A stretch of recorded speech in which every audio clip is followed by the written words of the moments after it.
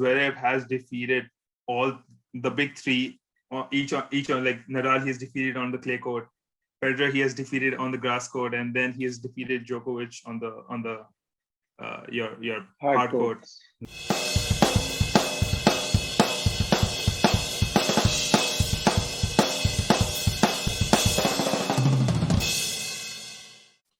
Welcome everyone to another Ballazo podcast. I'm Uday and we have Rachit and Nishit with me today. Hi. And today we are going to talk about the US Open, the final Grand Slam of the year. A tough year for all tennis fans and tennis players involved. So I'll let Nishit and Rachit just say a few words about what they're thinking about the US Open and how they're thinking about it, and then we start talking about what we have in mind.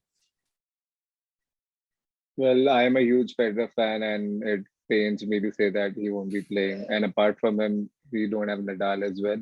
So Mhm. there's no actual, someone to give a fight to Djokovic.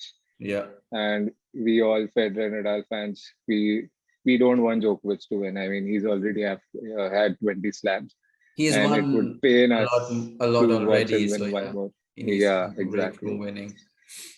He'll get I his think 21st slam and then all the four slams in one calendar year. I mean, that'll be too much. yeah, Yeah, that's gonna be one too much. But I feel it's just that's the talk of the town, right? 2020 and who's gonna get to 21.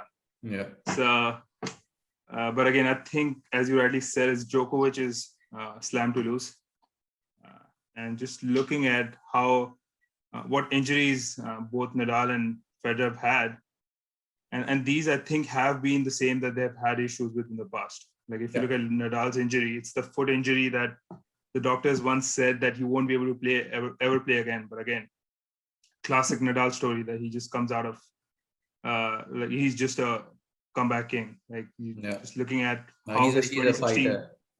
exactly. So and how you looked at his 2016 and then the crazy year that he had 2017. So pretty much I'm thinking that might be the story that's gonna pan out.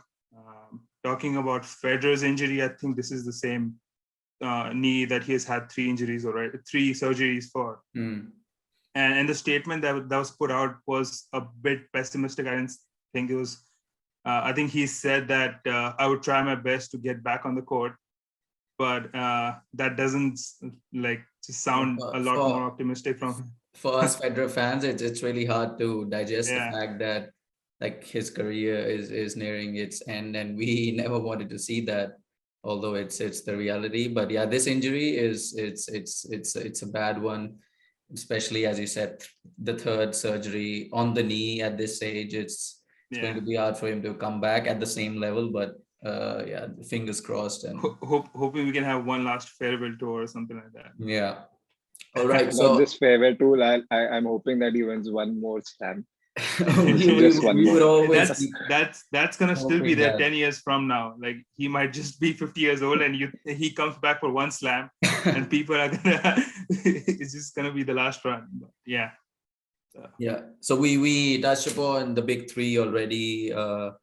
So I just wanted to talk about the next big three. I was thinking about this the other day, that we've seen these three players. We had big four at one point with Murray, but I can't see the next big three. Like who's it going to be? Yeah, you've seen players like Zverev, Tsitsipas, and at one point Dominic Thiem, but I don't see the next big three like really clear. It's not clear yet. It's quite open. So I just wanted to start off this conversation with the US Open in mind, because that's the next slam we have. What do you guys think? Who do you think can be the next big three, and what do you think about his chances for the next slam?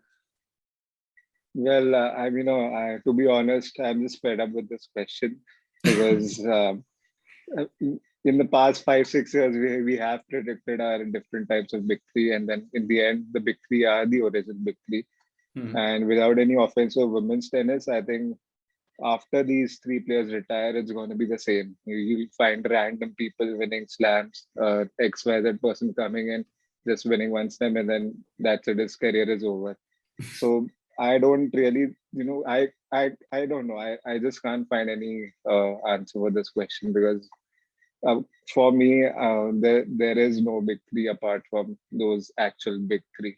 So Yeah, I yeah, think you made a great point. I don't see any of these new generation guys be having the game to be called a big three, right?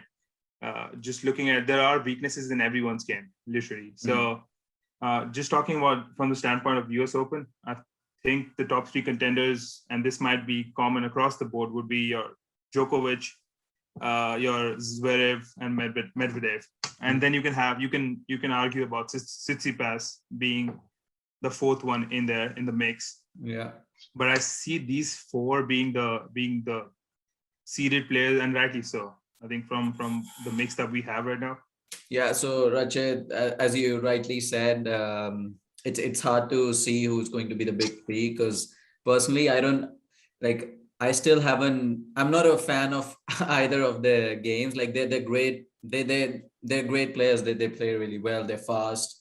They're aggressive. But there's no way to differentiate them for me. For like we can differentiate Nadal by his forehand, by his like the ability to run. Federer, obviously, pretty much everything he does, and Djokovic, he's a great returner of serve. So there are ways where you can differentiate the games, but I still can't see that in these guys. All I right, think so just before moving on, I think yeah. I just want to ask you guys this question. So out of these three that we've mentioned, who do you think has a better chance, or what do you think is a better bet according to you guys?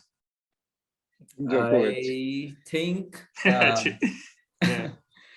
I think looking at the previous big matches at the final stages of the tournaments, Tsitsipas for me has shown great mental strength against the big players or the big three. He played a great match against Federer. I think it was the Australian Open.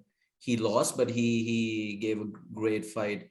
He beat who did he beat? I don't remember who did he beat, but recently he played brilliantly at the French Open as well. I think he has I think great just a mental. fun fact, that Zverev has defeated all the big three, each on like Nadal he has defeated on the clay court, Federer he has defeated on the grass court, and then he has defeated Djokovic on the your hard court. Yeah. So I But the think only so. problem with that fact is all those courts are not the Grand Slam courts, and True. that is one big problem with when it comes to beating these big three guys because it's so hard to beat them in best of three. As I think Nishit and I have discussed this for so long that you can always beat them in best of twos in the Masters tournaments, but it's really hard because then it gets it turns into a mental battle, right? You have to. Yeah, I think it's just their ability to come past the adversity is what stands these three guys out of everyone else in the world. Yeah, that's why they've kept winning, and it's amazing what we've seen over the last. I think ever since we've started watching tennis, probably we've seen these three guys just keep on winning Grand Slam after Grand Slam, and now they have 60 Grand Slams, which is I think unbelievable as a tennis fan to see that happen. All right, True. Moving on to the US Open draws. I think we have a few interesting draws. Nishit pointed that out previously when we were talking about it. So Rachit, could you share the draws for our viewers? Yeah, real quick. Yes. We have some interesting draws. So just to start off, we have Djokovic, and I don't know who the opponent is, and I don't want to butcher the name, but yeah, it's so. Then you looks like another a wild quick. card to me. Yeah, probably that's the case. And another, and just looking at this draw of Nishikori, just to talk about him, I think he's still unseeded this year, but looking at his history with the hardcore, this is probably the best. And the US Open, I think he is the previous finalist. Exactly, right. So I think he could be one of the dark horses that might do a big upset this year. So Then just we have in some of the same other big half. draws. There's I some think there is interesting one with matchups. Tsitsipas and Murray, right? So Yeah, that is my pick of the first round matches. I mean, it'll be a great matchup between these two players. Yeah. But I think we, I think Tsitsipas would make it through. But then it's going to be a tough match for both of them. Yeah, I think for Tsitsipas, it will be hard to beat Murray on hard courts. But if it turns into a physical battle, then yeah, And I think Tsitsipas can endure this for much longer. He has a young body probably, and I think we have another good matchup in we, Zverev and Query, yeah, which we all know how good Query can be at times. We haven't seen that in he's a a long great time. server. Yeah, Yeah, he's a great great server. server. He plays great on grass. I think, especially against our favorite players. But this could be a great matchup as well. So I would mhm. let it off to you guys to decide who your picks are out of the draw that we have, and who do you think. Let's keep Djokovic aside for now, because Yeah, that's what I wanted to say. Let's yeah, talk everybody but Djokovic. yeah, because And Djokovic has yeah, already won so much, and he yeah. probably on paper still has the best chance of winning the US Open. But if not Djokovic, then who would you guys want? And we don't have the linesman this year. So it's pretty much the odds are in his favor. Yeah. Yeah, I think that probably is the biggest odd that he would be thanking for. So All right. It's up to you guys now. Who's your pick yeah, for the US Open apart from Djokovic? for me it's gonna be Zverev. Um, and why I want to pick him is because of the form that he is in. Basically, Yeah. I think since the Olympic, I think he's on song with everything that he's doing. Yeah, I think he's on an unbeaten 11 game run on Yeah, hard courts. yeah, exactly. And I think he just lost one serve game in the Cincinnati Open. That was against Tsitsipas in the semis. Yeah. And beside that, I think he's won everything. And that, if you remember, that probably is his weakest link of the whole game that he has, is his second serve. Hmm. And that's what costed his Wimbledon run to him. Like I think it was Felix who he was playing against, Yeah, and exactly. Felix wasn't a great player. Like if you just look at him, he didn't do much damage, or he wasn't looking any good in that game. But this is just his second serve is what costed the game to him. So, and just how proactive he's been since the Olympic win that he has had. I think he's coming really onto the nets, and his volleys is looking pretty good. And then his, I think the best shot in his arsenal is his backhand down the line. I think that probably is what does a lot of damage to his opponents. So yeah, he's going to be my pick. but yeah, Zverev faces Djokovic in the semifinals, and that'll be a great match to look out for. And before Yeah. that, I was reading somewhere that according to the draws, Djokovic can face Berrettini in the quarterfinals as well. Oh, So I that's mean, going it's to good. be my matchup of the tournament. Yeah, I Yeah. mean, it's a good draw for us, because considering that how Djokovic is given in his quarterfinals and semifinal matchups. Yeah. And from the other half, I think Tsitsipas is the most likely to make it. Tsitsipas versus Medvedev in the semifinals. Why would you not pick Medvedev though? Like I think Medvedev has a upper hand on the rest of these guys. I feel like just mentally, I think if he just keeps his calm, I think he has a better game than Now, I've Zverev. noticed And that a lot of people don't talk about Danny Medvedev. He's in the news, but he's no one's pick. I For don't know why he plays so well every single time, every tournament you see him reaching the final stages, but nobody really singles him out that, okay, we're seeing Danny Medvedev winning this tournament or this he's and, final. just and like and I don't know. We still be shocked, when we see the rankings. He's actually world number 2, but Yeah, how he yeah. got there, we don't know. But He's he's just there. like Djokovic earlier in his career, right? When everybody just used to talk about everybody else but Djokovic. yeah. He probably is something on that same I think on around the same line. So Yeah. yeah. All Yeah. right. So Some interesting matchups. you didn't mention yours. What is your pick? My pick. Well, As we've talked about both these semis, so I'll probably go with the one that nobody picks out, Danny Medvedev, mostly because I would like to win him a slam. Yeah, I think Zverev is great. He's been in great form, but just a personal choice. I would like to see. I think Danny Medvedev. He's a funny guy off the course. I think out of all these guys, I would like to see him lift the trophy. For once, he's the world number 2. So I think it's time for him to actually win a Grand Slam as well. True. All right, we have our picks now. We touched upon the big 3, the next probable big 3, which we still can't decide who's going to be, and some interesting matchups. We've seen the draws. Any final parting words before the US Open starts? What do you guys think? How would it pan out? What kind of tournament is it going to be? Are we going to see any upsets, any surprises, or what are you expecting out of the final slam? Yeah, I think the only thing that I'm expecting, just the final word would be that Tsitsipas shouldn't be allowed a phone in his breaks that he goes. if you guys know what I'm talking about, how he's texting his dad in between the games, asking for advices. I think, that dude needs to grow up and. He's always been in favor of coaching during the matches. And we saw that in the Cincinnati Open as well, that how he took a break. And I think he took a 10-minute break and people were just booing him.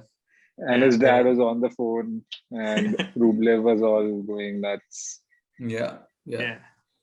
Quite interesting. What do you think, Nishit? Any parting words about the US Open? We forgot to mention the fact that this would be Ivan Karlovic's last slam.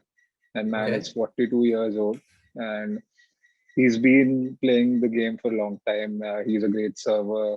We all took notice of his game during the Wimbledon season where, the big servers play out well in the grass court. Yeah. So this is his last game. And I hope that Federer also plays till 42 once he gets fit. Yeah, we all do. We all do.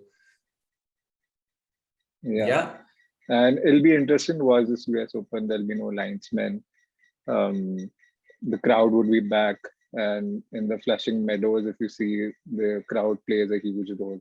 Yeah. And maybe it might be to favor of Djokovic when he gets booed. But who wouldn't want the fans to be? I would recommend everybody to not boo him. I think that's what just helps him every single time. So booing is his kryptonite, I think. Yeah. We all love hating Djokovic, but he still keeps proving everyone wrong. I think that's one reason that we are forced to respect that guy, because he keeps coming back from losing positions. And as much as I hate watching that and hearing about that and fans cropping up out of nowhere just because of that, I think he's a great champion as we've all seen in the past. All right, thank you so much for watching this video. We hope you guys enjoy the US Open, the final Grand Slam of the year, and we'll see you around the next slam. Bye. Thanks.